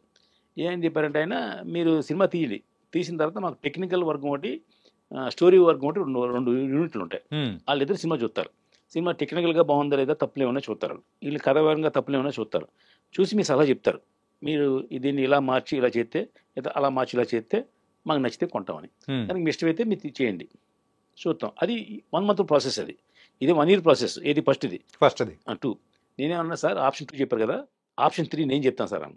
చెప్పండి అన్న, నాకు నచ్చిన సినిమా తెస్తా, మీరు చూడండి, మీరు కరెక్షన్ చెప్పొద్దు, మీకు నచ్చితే మీరు ఈటీవీ విన్లో షేరింగ్ ఇవ్వండి, ఆహా వాళ్ళు అలా ఇవ్వండి షేరింగ్. నచ్చలేదు రిజెక్ట్ చేశాను సార్ అంటే, మరీ చెత్తగా ఉంటే రిజెక్ట్ చేశాను సార్ అన్న. ఆ పని అయితే 5 నిమిషాలు చేయగలం మేము. అది 1 ఇయర్, ఇది 1 మంత్, ఇది 5 నిమిషాలు చేయగలము. అంటే ఈటీవీ ఇంట్లో పెట్టుకుంటమే కదా, దానికి వేరే సర్కిల్ ఉంటుంది, వేరే వాళ్ళకి సెటప్ ఉంటుంది, వాళ్ళు చూస్తారు సినిమా. సార్ పర్లేదు సార్ అంటే తోసేస్తారు, అది కొంటలేదు కదా, జనం చూస్తే మనం డబ్బిస్తా అన్నారు. అలాగా ఆహాలో కూడా ఉంది, అలాగా అమెజాన్లో కూడా ఉంది, ఆహా నెట్ఫ్లిక్స్లో కూడా ఉంది. ఏది మనం ఫ్రీగా సినిమా ఇస్తే వాళ్ళు చూసి దాంట్లో అప్లోడ్ చేసి వస్తే డబ్బులు ఇస్తారు, లేకపోతే లేదు. అంటే వాళ్ళకి నమ్మకం ఉంటే కొనేస్తారు, వాళ్ళకి నమ్మకం లేని సినిమాని రిజెక్ట్ చేస్తారు. అలా అది కూడా ఫ్రీగా పెట్టినా చూడటానికి అవకాశం లేని సినిమాని మొత్తం గెట్ అవుట్ అంటారు అనమాట. ఈ ఆప్షన్ 3 ఉన్నాయి. కాబట్టి ఓటీటీ కోసం సినిమా తీస్తాను, ఓటీటీ కొంటారు అనేది అబద్ధం. ఓటీటీ వాళ్ళు డబ్బు ఇచ్చి ఎవరు కొనరు, ప్రీ అప్రూవల్ చేసుకునేలాగా ఈటీవీ విన్లో మాత్రం ఉంది ప్రస్తుతానికి. అది కూడా వాళ్ళు ఏం చూస్తారంటే ఫస్ట్ బ్యానర్ చూస్తారు, శ్యాంప్రసాద్ ఆర్ట్సా, లేకపోతే దిల్ రాజు గారా, లేకపోతే అల్లు అరవింద్ గారా అని చూస్తారు. నెంబర్ 1. నెంబర్ 2, డైరెక్టర్ ఏంటి, వర్క్ ఏంటి, ఇంతకుముందు గతంలో ఏ సినిమాలు తీసాడు చూస్తారు. తర్వాత క్యాస్టింగ్, వాళ్ళకి ముందే కథలు ఉంటాయి, కొన్ని వైలెన్స్ ఉండకూడదు, దెయ్యాలు ఉండకూడదు, రక్తాలు ఉండకూడదు, బూతులు ఉండకూడదు, ఇన్ని రూల్స్ ఉంటాయి వాళ్ళకి. ఇవన్నీ అన్నిటి సిద్ధపడితే మనం చేయొచ్చు. అలాగే మేము యండమూరి గారి మీద ఒక నవల ఉంది, యండమూరి గారిది. ఆ నవల్ని మేము సబ్మిట్ చేస్తున్నాం, చేసి వాళ్ళు నచ్చితే ఓకే అంటే ఆ సినిమా చేస్తాం. అది ప్రాసెస్ జరుగుతుంటుంది ఎప్పుడుకో. ఓకే. అంటే యండమూరి గారితో ఒక సినిమా కాదుగా, మేము 5 సినిమాలు చేస్తాం. అంతర్ముఖం అని ఒక నవల ఉందండి, ఆ నవల నేను కొనుక్కున్నా యండమూరి గారి దగ్గర. అది చేస్తున్నాం. ఎప్పుడు చేస్తాం, ఈటీవీ యూనియన్లో ఓకే అంటే వాళ్ళ కోసం చేస్తాం, కొంచెం బడ్జెట్లో 2 కోట్లన్నరలో చేస్తాం. వాళ్ళు మాకు వద్దులేండి కథ మాకు నచ్చలేదు అన్నారు అనుకోండి, సపోజ్ నా బడ్జెట్లో చేస్తా, సినిమా చేయడం కన్ఫర్మ్. సార్ మీరు బడ్జెట్ అంటున్నారు కదా, మీ బడ్జెట్ అని, మీ బడ్జెట్ అంటే ఎంత సార్? ఆడదాని వయసు బడ్జెట్ చెప్పకూడదు. ప్రొడ్యూసర్ అనిపించుకున్నారు సార్, అంటే అప్రాక్సిమేట్ 1 కోటి దాటుతుందా? నేను కోటి లోపు చేస్తాను, ఎందుకు చెప్పానుగా, కోటి లోపు ఏంటి, కోటి లోపు అంటే ₹1 కానీ కోటి వరకు లోపేగా. కోటి లోపు ఎంత అండి, 99 లక్షల లోపే, ₹1 కోటి లోపే, 10 లక్షల లోపే, రూపాయి కూడా లోపే కదా. హైయెస్ట్ టార్గెట్ ₹1 అండి. నేను ₹1 కూడా దాటనేమను, ₹1 కూడా అవనేమను. కాబట్టి ₹1 లోపు సినిమాలు చేస్తా, ఇది బడ్జెట్. కానీ బయట చాలా మంది సినిమాలు అనేది కూడా తీసి సుమారు 200-300 సినిమాలు తీసి రిలీజ్ చేసుకోలేక మిమ్మల్ని బాగా అప్రోచ్ అవుతున్నారు అని చెప్పేసి కూడా వింటూ ఉన్నాం. ఏంటంటే 15 సినిమాలు అనౌన్స్ చేసిన తర్వాత నుంచి మా సినిమాలు తీసుకోండి సార్. ఏంటి సార్ ఇది, మీ దగ్గరికి ఎందుకు వస్తున్నారు? అదే ఇప్పుడు మన 15 సినిమా తీస్తున్నాం కదా, తీసి చేతులు కాల్చుకుంటాం, ఆల్రెడీ మేము కాల్చుకున్న చేతులు ఉన్నాయి కదా, మీరు సినిమా తీస్తే రిలీజ్ చేస్తే అదే పోతుంది కదా మీకు అని నా ఉద్దేశం. మేము కూడా సినిమా తీయాలి, రిలీజ్ చేయాలి. రిలీజ్ చేయడానికి బడ్జెట్, సినిమా తీయడానికి బడ్జెట్ కదా. కాబట్టి మీ సినిమా తీసే బడ్జెట్ లేకుండా రిలీజ్ చేయండి సార్ మా సినిమాలను అడుగుతున్నారు. అయితే నేనేమన్నా అంటే, ఇప్పుడు మీరు కన్నబెట్టని నేను ఎందుకు పెంచుతాను, నేను ఎందుకు పెళ్లి చేసి పంపిస్తాను, చేస్తాను. ఎలాగంటే నా బ్యానర్ నాకు సంబంధం లేదు, మీరు వచ్చి ఫ్రెండ్లీగా పోయి సాయం చేస్తాం, మీ దగ్గరికి వచ్చే సలహా అడుగుతాను, నేను ఇలా కావాలంటే చేయండి చేస్తారు కదా. అలా నా దగ్గరికి వాళ్ళు సలహా చెప్తే నేను చేస్తాను. ఇప్పుడు సినిమా వచ్చింది, అతను ఒక 4 కోట్లు పెట్టి సినిమా తీశాడు. గతంలో నాకు తెలిసిన డైరెక్టర్ అతను, మంచి డైరెక్టరే. అతను గతమైన ఆఫర్ ఇస్తే అబ్బాయి లేదు నేను పెద్ద సినిమా తీస్తాను సార్ అని వెళ్ళిపోయాడు. నన్ను వచ్చి ఫోన్ చేసి, గురుగారు మనం 2 సినిమాలు చేసాం, అది మనం కొంచెం రిలీజ్ చేసి పెట్టండి సార్ అన్నాడు. ట్రయల్ చూపించాడు, సినిమా చూపిస్తాడు. సినిమా చూపించొద్దు, చూపిస్తున్నారు. ఇప్పుడు నేను 4 కోట్లు తీసే సినిమాని ఇలా మార్చు అలా మార్చి నేను చెప్తాను, మారితే నాకు ఉపయోగం ఏంటి, మీకు ఉపయోగం ఏంటి, నేను కొంటే మార్చమని అడుగుతాను, అర్థం ఉంది. కాబట్టి అలా వద్దు, సినిమా తీశారు కదా దాన్ని రిలీజ్ చేయాలి కదా, రిలీజ్ చేయడానికి 5 లక్షల నుంచి 50 లక్షలు అవుద్ది. 5 లక్షలు కావాలా, 10 లక్షలు కావాలా, 50 లక్షలు కావాలా చెప్పండి, డబ్బు నాకు ఇవ్వద్దు, ఎవరిని నమ్మద్దు మీరు. మీకు నేను ఊరికి రిమోట్ కంట్రోల్లో మీకు మార్గం చెప్తాను. అంటే థియేటర్లు దొరకట్లేదు కదండి, మాఫియా కదండి అన్నాడు. అది 100% తప్పు. అది థియేటర్లు దొరకకపోవడం అనేది 100% తప్పు. చాలామంది అమాయకులు మూర్ఖులు అనుకుంటున్నారు. థియేటర్లు బోర్డు దొరుకుతున్నాయి.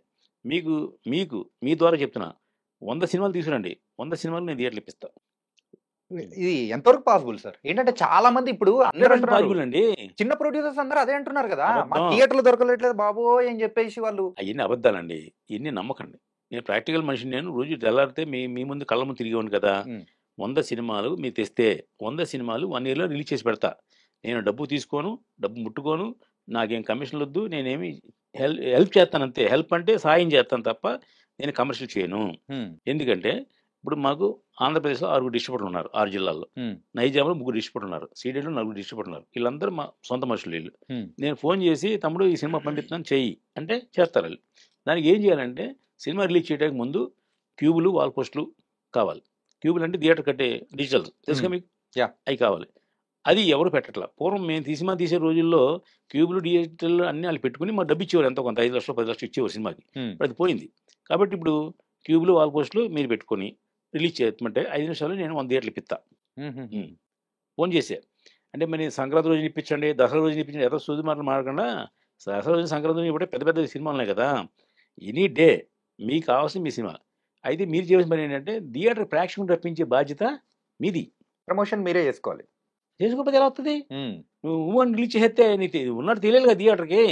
నువ్వు ప్రేక్షకుడికి మన చెవులకు ఊదాలి, పలానా సినిమా అవుతుంది పలానా సినిమా అవుతుంది అంటే సరే ఏడుతున్నాడు రోజు ఫోన్ చేస్తున్నాడు మనకి, లేదా రోజు వాయించుతున్నాడు మనల్ని అని ఎవడో పొరపాటున ఒక సినిమాకి వస్తాడు.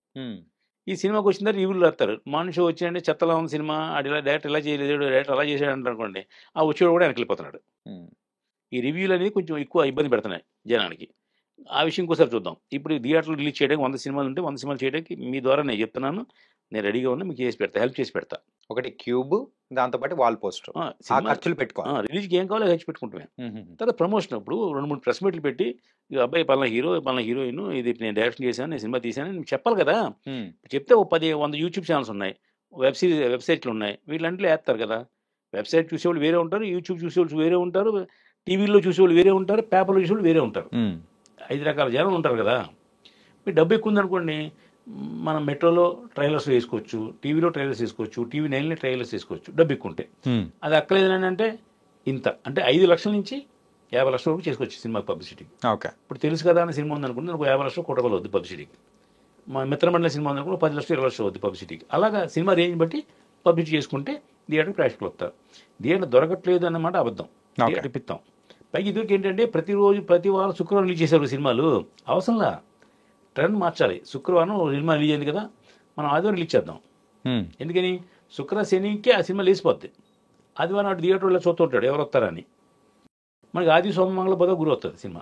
కానీ ఏంటంటే సోమవారం మంగళవారం ఇవన్నీ వర్కింగ్ డేస్ కదా, వచ్చి చూసే వాళ్ళు కూడా ఉంటారు అనిపిస్తారు కదా సార్. పూర్వం సార్ వర్కింగ్ డేస్లు హాలిడేస్ పూర్వం అండి. ఓకే, ఇప్పుడు మాత్రం సాఫ్ట్వేర్ వాళ్ళు ఏం చేస్తున్నారు, శుక్రవారం అయిపోతే సినిమా చూస్తున్నారు అందరూ.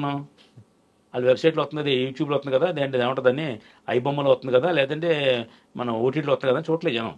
ఓటీటీలో కూడా ఎవ్రీ వీక్ 15 రోజులు వచ్చేస్తుంది సినిమా. ఇప్పుడు మిరాయి సినిమా ఉంది, సూపర్ హిట్ కదా, వచ్చేసింది. అలా వచ్చేస్తున్నాయి కాబట్టి వాళ్ళు కూడా వెళ్ళట్లేదు. థియేటర్కి వెళ్ళే ప్రేక్షకులు వేరు, ఓటీటీలో చూసే ప్రేక్షకులు వేరు, ఇంట్లో చూసే ప్రేక్షకులు వేరు. టీవీలో చూస్తారు వాళ్ళు, లేడీస్ చూస్తారు. లేడీస్ ఏంటి సీరియల్స్ చూస్తారు ఫ్రీగా వస్తున్నాయని, అంతే తప్ప సినిమా చూడరు వాళ్ళు. మీరు 10 రూపాయలు టికెట్ పెట్టండి చూడరు వాళ్ళు సీరియల్సే చూస్తారు.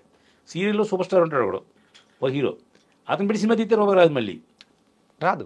ఎందుకు రాదు? రీసెంట్గా చూసాం కదా. ఇప్పుడు సుధీర్ ఉన్నాడు, రోజు 3 సినిమాలు టీవీలో వస్తున్నాయి, అతని రోజు ఎపిసోడ్లు వస్తున్నాయి, అందరూ చూస్తే ఎంజాయ్ చేస్తారు. అతను పెట్టి సినిమా తీయండి అంటే నేను చెప్పి సుధీర్ కామెంట్ చేయడం కాదు, ఎగ్జామ్ చెప్తున్నా మీకు నేను.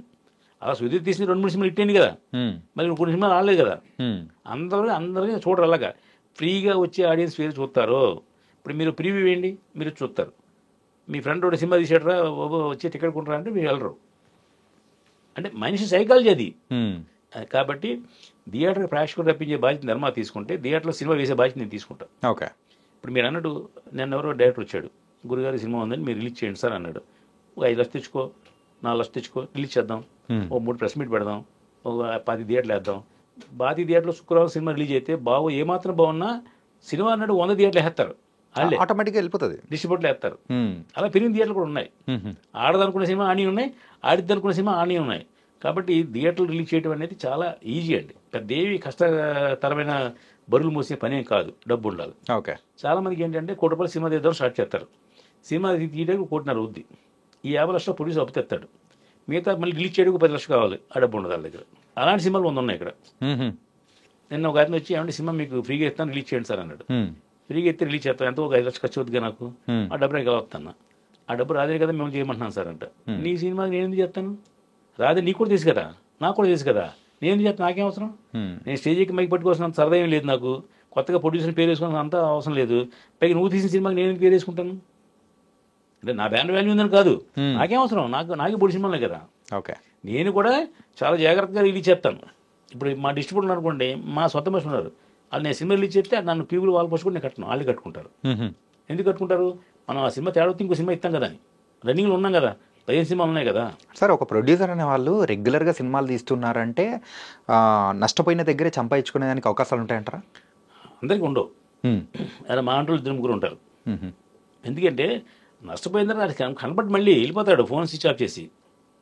ఎందుకంటే వాళ్ళు అంటే నేను ఎవరిని కామెంట్ చేయను కదండి, అది ఓ పల్లెటూరులోనే ఎక్కడో ఏదో రియల్ ఎస్టేట్లోనే వ్యాపారం చేసి ఎవరో మీలాంటి ఫ్రెండ్ వెళ్ళి గోకి అండి ఎవరో సినిమా తీద్దారా అంటే ఎప్పుడు వచ్చి సినిమా తీస్తాడు. తీసిన వీళ్ళకి అవగాహన లేదు, వాళ్ళకి అవగాహన లేదు. 2 కోట్లు 3 కోట్లు ఖర్చు అవుద్ది. ఈ దీంట్లో 1 కోటి రూపాయలు ఎక్కడో అప్పు తెచ్చి ఉంటాడు. అప్పు తెచ్చినోడు బైకుల కోసం ఫోన్లు చేస్తూ ఉంటాడు. వీళ్ళు కట్టలేరు, సినిమా రిలీజ్ అవ్వదు. ఇంటికి వెళ్తే మొహమాటం, ఏంటి సినిమా రిలీజ్ అవ్వలేదు ఏంటని అడుగుతారు, రిలీజ్ అయిందని చూడరు. ఇలాంటి సమస్యల వల్ల చాలామంది సఫర్ అవుతున్నారు. మీకు ఎంత ఒక ఎగ్జామ్ చెప్పాను, ప్రతి సంవత్సరం 250 సినిమాలు రిలీజ్ అవుతున్నాయి. దాంట్లో 50 సినిమాలు మిడిల్ క్లాసు, హై క్లాసు తీసేయండి. అంటే 100 కోట్ల సినిమాలు, 10 కోట్ల సినిమాలు, 5 కోట్ల సినిమాలు, 3 కోట్ల సినిమాలు ఉంటాయి 50 సినిమాలు. మిగతా 100 సినిమాలు కూడా ఖచ్చితంగా 10 లక్షలు, 20 లక్షలు, 50 లక్షలు, 70 లక్షలు, 40 లక్షల సినిమాలే ఉంటాయి. అంటే 1 కోటి రూపాయల లోపు సినిమాలే ఉంటాయి. ఈ 1 కోటి రూపాయల సినిమాలు ఒక్కటి ఆడిని చూపించండి అని చెప్పాను. మీకు మళ్ళీ చెప్తున్నా, 2020 నుంచి 2025 వరకు ఒక్క సినిమా ఏమంటే పలానా సినిమా ఆడింది సార్ అని చెప్పండి, నేను ఛాలెంజ్ చేస్తా. నేను ఎన్ని తెలుసు మీకు చెప్తున్నా. నేను క్వశ్చన్ వేసానంటే నా దగ్గర ఆన్సర్ ఉంటే మీకు చెప్పేది. 2019లో 2 సినిమాలు వచ్చింది, లేదా 2018లో ఒక సినిమా వచ్చింది. ఏంటి ఆ సినిమా? Care of Kancharapalem. అది 4 లక్షల సినిమా తీశారు, అది హిట్ అయింది. లేకపోతే సినిమా బండి అనే సినిమా తీశారు, అది హిట్ అయింది. అంటే హిట్ అవుట్ అంటే ఆడు పెట్టిన దానికంటే ఎంతో 10 రూపాయలు 5 రూపాయలు వచ్చింది. అలాంటి సినిమాలు చెప్పండి అంటున్నాను నేను. లేవు కాబట్టి మీకు చెప్తున్నా. ఏంటంటే మీరు చెప్పిన ఇయర్స్లో అట్లాంటి సినిమాలు ఏమీ లేవు కూడా. ఏంటంటే మీరు చెప్పిన సినిమాలు అవి కూడా ముందు వచ్చినట్టే తప్ప ఈ మధ్యకాలంలో వచ్చినట్టు కానీ మీరు గూగుల్ని ఎతకక్కనే మీకు సమాధానం చెప్పారు. అది సలహా చెప్పాను. 2020 నుంచి 20 వరకు కరోనా అనుకోండి, తొక్క అనుకోండి, ఏమనుకోండి, లేవు అసలు. మరి అయినా మనం సినిమా తీస్తున్నాం. మన కాన్ఫిడెన్స్ ఏంటి? మా గురుగారు రాజగోపాలం గారు ఒక సలహా చెప్పారు నాకు, నువ్వు తీసిన సినిమా ఫ్లాప్ అవ్వచ్చు కానీ నువ్వు ఫ్లాప్ అవ్వకూడదు అంటే ఏం చేయాలో చేయన్నారు. అలాగే దృష్టిలో పెట్టుకుని ఆ ఒక్క స్లోగనే నా మైండ్లో తిరుగుతుంటాయి, భగవద్గీత లాగా. అంటే మనం ఇటు సినిమా తీద్దామని దేవుడి దండాలు పెట్టి పూజలు చేస్తాం, అది ఆడదు. ఎందుకు ఆడుతుంది? దాంట్లో ఎవరు యాక్ట్ చేస్తున్నారు? నీ బ్రాండ్ వాల్యూ ఉంది, లేదా నీ కాస్టింగ్ వాల్యూ ఉంది. ఒక గొప్ప కథ చేసావా, పోనీ గొప్ప 10 కోట్లు పెట్టి తీసావా? ఇప్పుడు 100 రూపాయల మీరు టికెట్ 100 రూపాయలు థియేటర్లో అండి, ఓజీకి అదే 100 రూపాయలు కదా, మిరాయికి అదే 100 రూపాయలు కదా, నా సినిమాకి అదే 100 రూపాయలు కదా. 3 సినిమాలు ఎత్తే మిరాయి చూస్తాడు, ఓజీ చూస్తాడు తప్ప నాదేం చూస్తాడు? దాంట్లో పవన్ కళ్యాణ్ ఉంటాడు, దీంట్లో గ్రాఫిక్స్ ఉన్నాయి, నా దాంట్లో ఏమీ లేవు. అందువల్ల మనం ఒకసారి ఆత్మపరిశీలన చేసుకోవాలండి. ఖచ్చితంగా 1 కోటి రూపాయలు లోపు తీసింది ఏది ఆడదు. ఎక్కడో ఒక అద్భుతం జరిగితే జరగచ్చు. అది మీరేనా అద్భుతం చెప్తే నేను సంతోషిస్తాను. నేను కూడా వాళ్ళని మీరు తీసి సన్మానం చేస్తాం. మొన్న మేము ఫిలిం ఛాంబర్లో, సంబంధం లేని విషయం కాదు, 50 సంవత్సరాలు అయింది మురళీమోహన్ గారు ఇండస్ట్రీకి వచ్చి. మురళీమోహన్ గారు, జయసూద గారు ఇండస్ట్రీకి వచ్చి 50 years అయింది. లక్ష్మణ్ రేఖ అని సినిమా తీశారు అప్పట్లో. ఆ డైరెక్టర్కి, మురళీమోహన్ గారికి, జయసూద గారికి నేను సన్మానం చేశాను నా డబ్బు పెట్టి. ఎందుకు చేశానంటే ఆ మీటింగ్లో మురళీమోహన్ గారు అద్భుతం మాట్లాడారు. ఏమని? నేను 100 రోజుల ఫంక్షన్ చూశాను, 175 days ఫంక్షన్ చూశాను, 1 year ఫంక్షన్ చూశాను, 50 years ఫంక్షన్ ఫస్ట్ టైం చూస్తున్నాను. 50 years అది నా లైఫ్లో, అది మా రామ్ సత్యనారాయణ చేస్తున్నాడు, చాలా ఆనందిస్తున్నాను. కాబట్టి సత్యనారాయణ మీద బాగా చేస్తాను.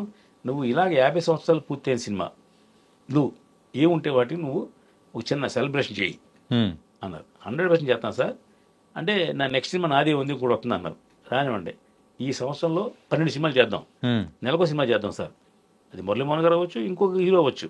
12 సినిమాలు అంటే 50 సంవత్సరాలు పూర్తి చేసుకునే సినిమాలు. దాని తాలూకు ఎవడో ఒకళ్ళు బతుకుంటే చాలు. ఇప్పుడు సోగ్గాడు అని సినిమా వస్తుందండి, నాయుడు గారు లేరు, శోభబాబు గారు లేరు, మంజు గారు లేరు, అవునా? అయినా సురేష్ బాబు ఉన్నాడు. మన శోభబాబు అసోసియేషన్ వాళ్ళు నాకు ఫోన్ చేశారు, అంటే మన ఫంక్షన్ చేశారు కదా, సోగ్గాడు 50 సంవత్సరాలు ఫంక్షన్ చేద్దాం సార్, చేయండి సార్ మీరు అన్నాడు. అందులో జయచిత్ర గారు బతుకున్నారు. మీరు ఎవరో ఒకరు బతుకున్న వాళ్ళు ఒక్కరిని తీసుకురండి చాలు, లేదా సురేష్ బాబుని తీసుకురండి. మీరు సురేష్ బాబు గారు మీరు లోకల్గా ఉంటారు, మీరు చేయవచ్చు కదా అన్నాడు. ఆ బడ్జెట్ నాకెందుకు, నేను నీ ఫంక్షన్ చేస్తా, నువ్వు 100 రూపాయలు డబ్బు పెట్టద్దు, షీల్డ్లు, శాలువాలు, సత్కారాలు, హాలు అని నేను చూసుకుంటా, నేను చేస్తా. ఏమొస్తా సార్ చేయడం వల్ల మీకు? ఫ్యాషన్ అండి. ఏమొస్తాను, ఎందుకు తాగుతున్నారు మీరు? ఏమవుతా తాగితే హెల్త్ ఇబ్బంది కదా. ఇది ఎనర్జీ పెరుగుతుంది నాకు. 10,000 ఖర్చు పెడితే డబ్బు ఎనర్జీ పెరుగుతుంది నాకు.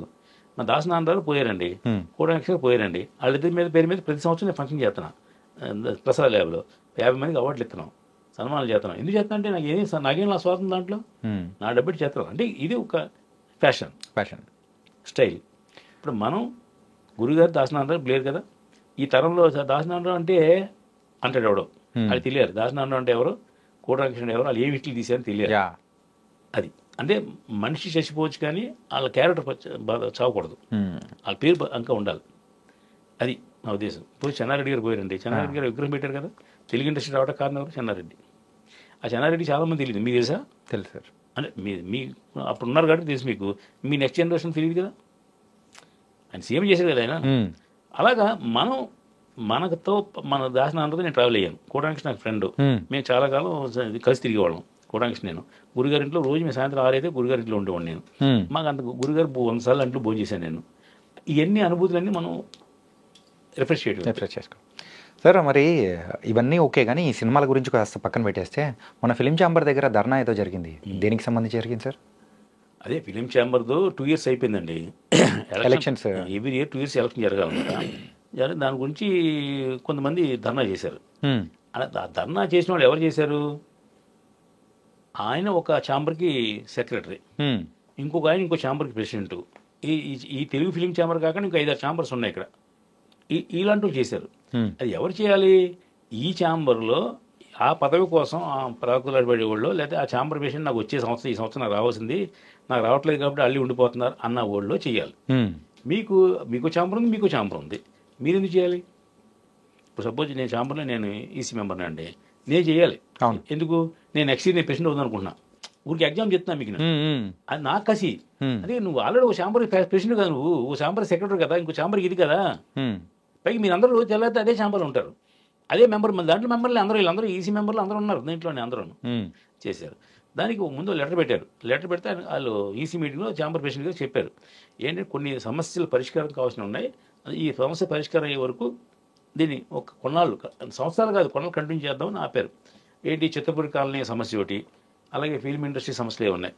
ఇది టికెట్ రేట్లు పెరగటం అని, లేకపోతే ఈ క్యూబులు యూఎఫ్ఓల మీద, డిజిటల్స్ మీద నిర్మాతలందరూ నష్టపోతున్నారని, వీటి కోసం ఏదో ప్రయత్నం చేస్తున్నారు. ఇప్పుడున్న ఛాంబర్ ప్రెసిడెంట్ గారు ఇద్దరు సీఎంలకి బాగా అనుకూల వ్యక్తి, అతను ప్రయత్నం చేస్తున్నారు. ఆయనకి ఇంకో ఈ పదవి కంటిన్యూ చేద్దాం ఆయనకి ఆశ లేదు, చేస్తున్నారు.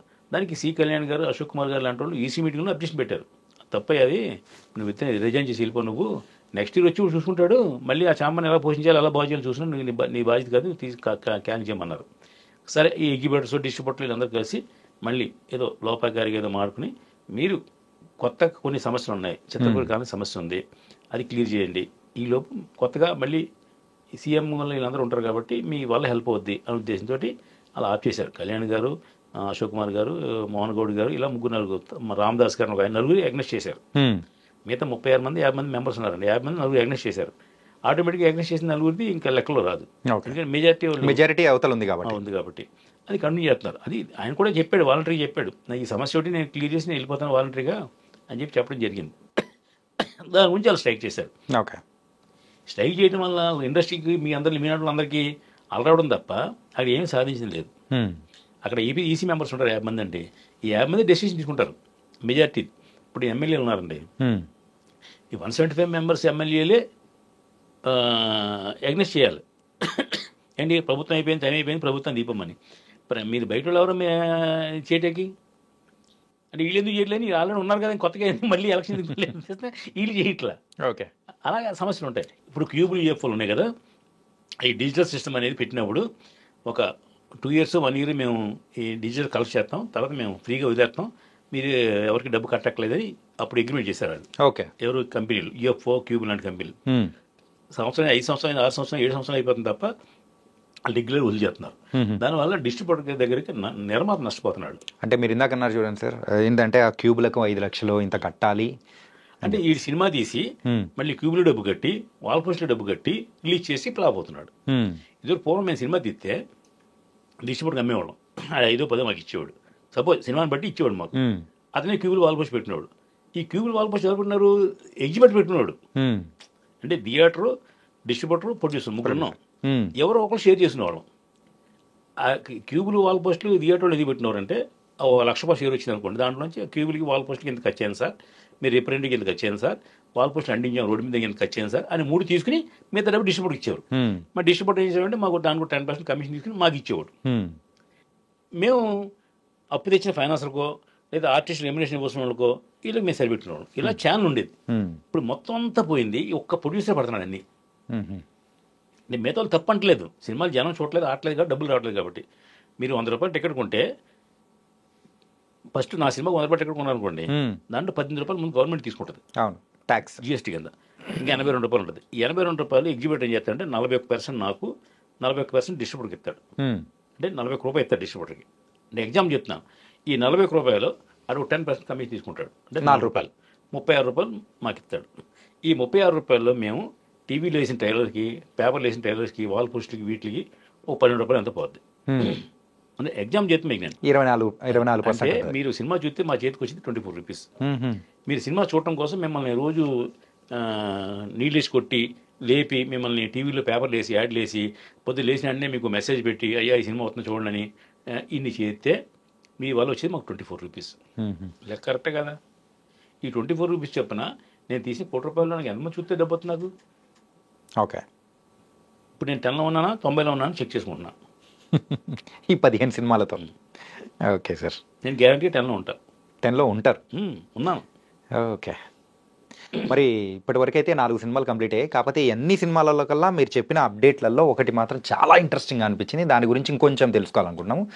రామ్ గోపాల్ వర్మ గారు, మీరు, ఎండమరి వీరేంద్రనాథ్ గారు, ఈ ముగ్గురు కలిసి సో డిఫరెంట్ మీరు రామ్ గోపాల్ వర్మ గారు అంటే ఆ కాంబినేషన్ మేము ఎప్పటి నుంచో చూస్తూ ఉన్నాము. ఓకే, అయితే వీరితో ఎండమూరి వీరేంద్రనాథ్ కలవడం అనేదే కొంచెం విచిత్రంగా డిఫరెంట్గా ఉంది.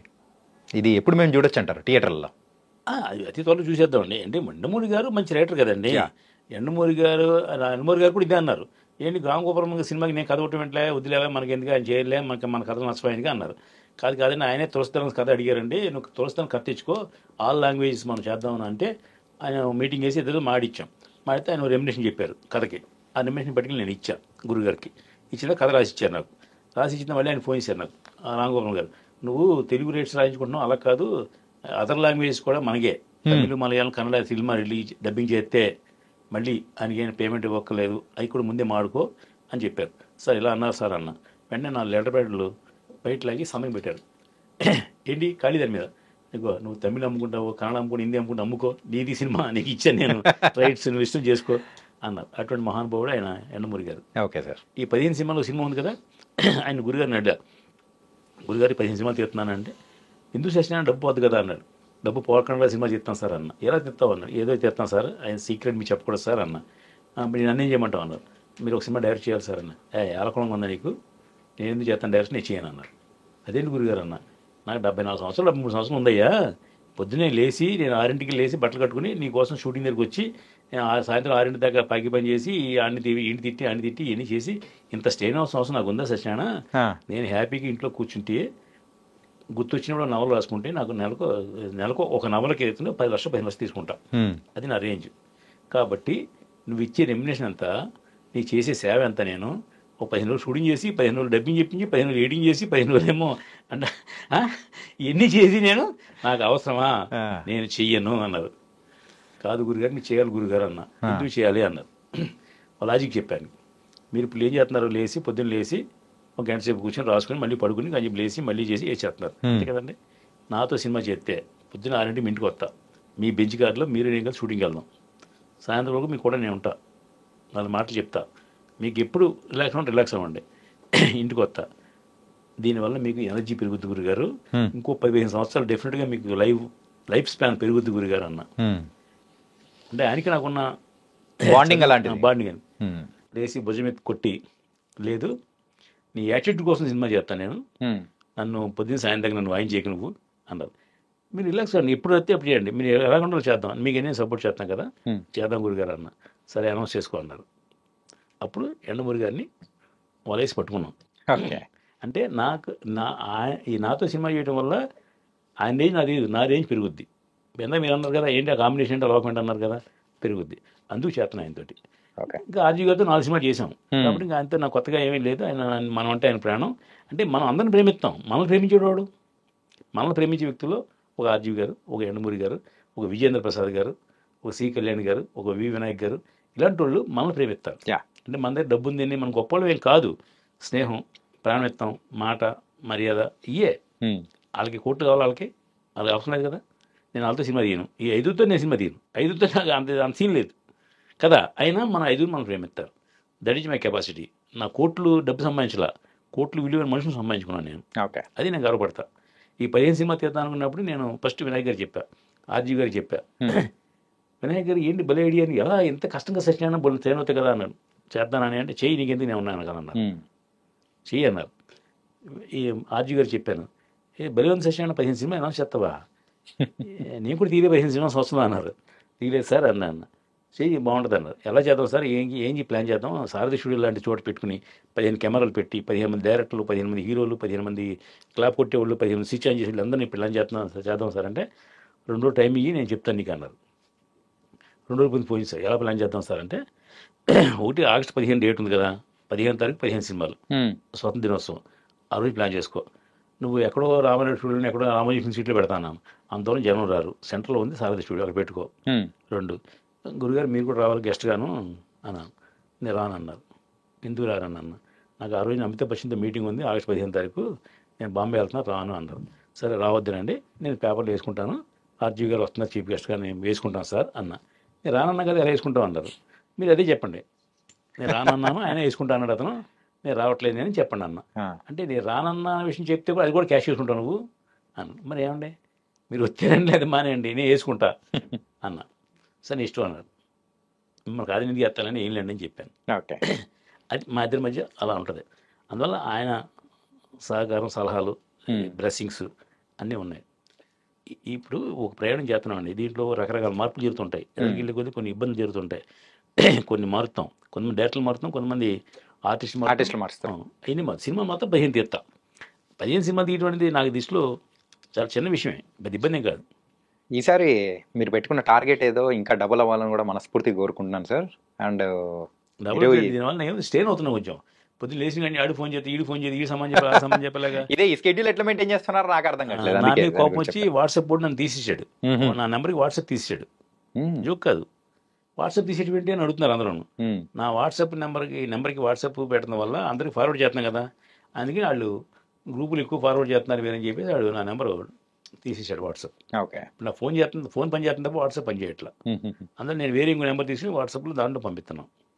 ఇద్దరు తెల్లారితే గ్రూపులు అందరికీ ఫార్వర్డ్ చేసేవాళ్ళం ఈవేళ ఈ అప్డేట్ అని. ఇప్పుడు ఏంటంటే ఎక్కడున్నావో పోయేవని అడుగుతున్నారు ఎవరు ఫోన్ చేసి, ఎందుకంటే వాట్సాప్ రావట్లేదు. అందుకే కొత్త నెంబర్ ఇచ్చి మళ్ళీ ఆ నెంబర్తో మాట్లాడమని చెప్తున్నాం. So nice sir. అండ్ ఇది మా సంక్షిప్త సమాచారం. యా కానీ మొత్తానికైతే ఈ 15 మూవీస్ ఎప్పుడెప్పుడు రిలీజ్ అవుతాయని మేము ఈగర్గా వెయిట్ చేస్తున్నాం. అందులో అండ్ ఫైనల్గా ఒక క్వశ్చన్ మాత్రం అడగాలన్నది, తొందరలో మీరు ఏ స్టూడియో ఒకటి స్టార్ట్ చేయాలి అని అనుకుంటున్నారని కూడా విన్నాను. ఎందుకు మీరు ఏ సైడ్ వెళ్దాం అంటే నాకన్నా ముందు ఈ దిల్ రాజు గారికి ఐడియా వచ్చిందండి.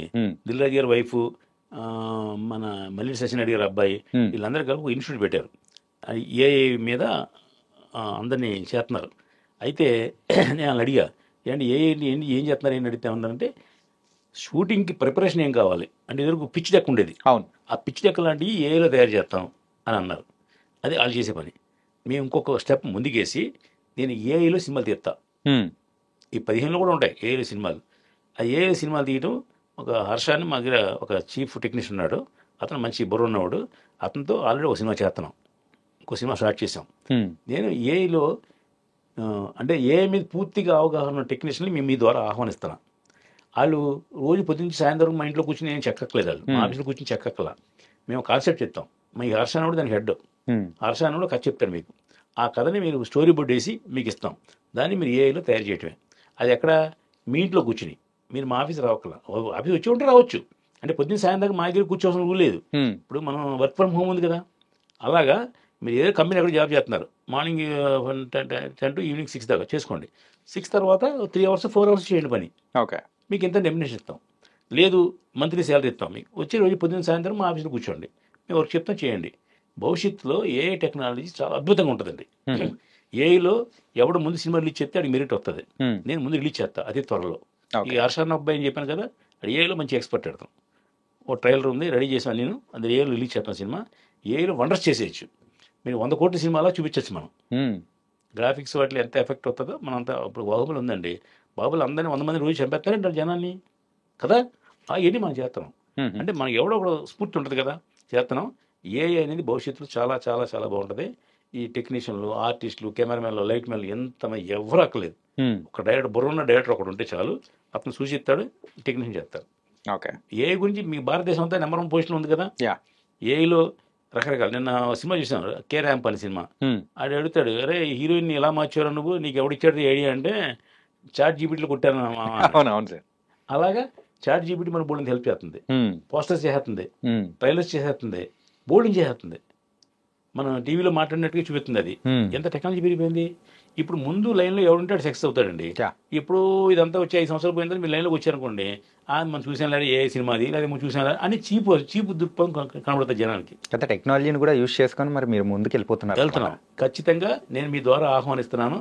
ఏఐలో పూర్తి పరిచయం ఉన్న వాళ్ళు ఎవరిని వచ్చినా మేము పెట్టుకుంటాం ఎంప్లాయీస్గా. ఓకే. లేదు మీ పని మీరు చేసుకోండి, ఫ్రీలాన్సర్గా రండి, ఓకే. ఆహ్వానిస్తున్నాం. ఇది సపరేట్గా మీ అందరికి పంపండి. ఏ టెక్నాలజీ మీద నేను ఒక స్టూడియో పెడతా, దానికి ఏం కావాలో అని నేను సమకూరుతా. మీరు ఎంప్లాయీగా రండి, ఆహ్వానిస్తాం. లేదంటే ఫ్రీలాన్సర్గా రండి. లేదు మీకు ప్యాకేజ్ ఇస్తాం, మీరు చేసుకోండి, మీరు ఇంట్లోనే చేసుకోండి. ఇక్కడ వేరే 2 ఉన్నారు, పెద్ద ఆయన ఉన్నాడు, ఆయనతో మాడాను. ఆయన కూడా మీరు చేయండి సార్, మీకు ఏం కావాలి నేను సపోర్ట్ చేస్తాను సార్ అన్నాడు. కాబట్టి ఏఐ టెక్నాలజీ మీద అవగాహన పూర్తిగా ఉన్నవాళ్ళు నన్ను కాంటాక్ట్ చేయండి. డెఫినెట్గా మీతో నేను సినిమా తీస్తా. బా సూపర్ సార్. దిల్ రాజు గారు పెట్టారు సంస్థతోటి, వాళ్ళు 7 సినిమాలు తీయట్లేదు. వాళ్ళు ఏఐకి కావాల్సిన ప్రిపరేషన్ చేస్తున్నారు, సినిమా కావాల్సిన ప్రిపరేషన్ చేస్తున్నారు. మనం ఏ సినిమా చేస్తాం. ఇది భవిష్యత్తులో ఎవరిని అందరిని నోరు ముగించేస్తుంది. మీరు చూడండి, వండర్స్ చేస్తారు. ఆ వండర్స్ చేసే లిస్టులో ముందు నేను ఉండాలని కోరుకుంటున్నాను. Nice sir. Thank you. Thank you so much. And తొందరలో కూడా ఈ 15 మూవీస్ కాస్త 20 మూవీస్ ఇంకా ఎక్కువ తీయాలని కూడా కోరుకుంటున్నాం. So thank you so much sir.